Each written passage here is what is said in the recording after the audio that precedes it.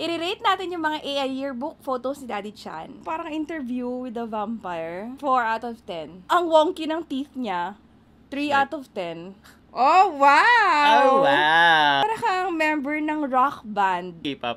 5 over 10. Kung may pagka doon, gets mo? May-ari ng asyenda. Parang ganon. Parang meron kang business na hindi legal. Ganon. Grabe naman. Tapos doon yung tawag sa'yo. Don Christian, ganon.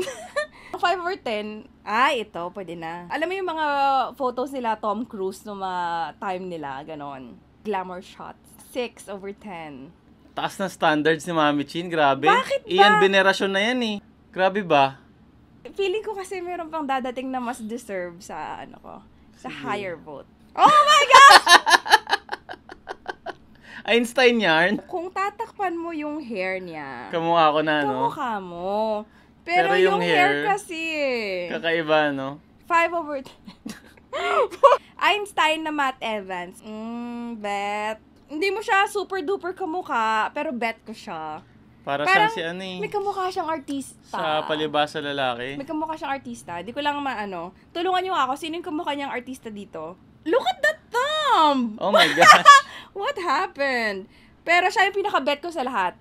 Hindi mo man siya super duper kamukha. Siya yung pinaka-bet ko. Siguro mga 8 over 10. Taas naman yan. Crush ko siya. Parang comedy. Parang comedy.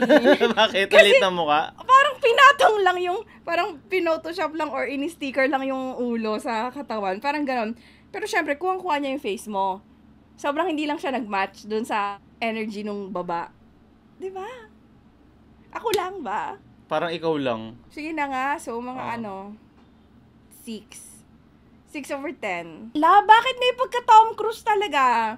Eto, para siyang Tom Cruise. Alam mo yung Top Gun? Top Gun ba yun? Basta yung... Kanina, Interview with the Vampire, Tom Cruise pa din yun. Crush ko ba si Tom Cruise? Hindi ko sure eh. Hindi sobrang kumaka, pero bet. Mga 8 out of 10. Ang taas ah. Oy, wow. Ito sa One Piece, Sanji. Sakto lang eh. 6. Para siyang rockstar na babaero. Ayoko sa babaero eh. Ganyan mo nakakilala eh. Ganyan mo ako nakilala din yan. Parang may konting hawig siya kay John Prats. 7. Ay!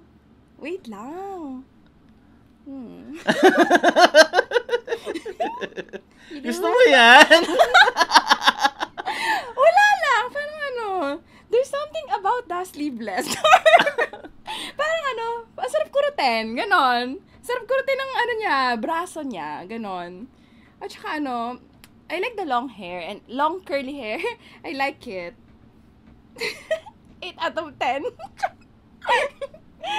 Yan. Para siyang rockstar. Patapos na yata eh. Okay. So, alam niyo na yung mga Yun na. bet ko. Bye-bye. Abaw.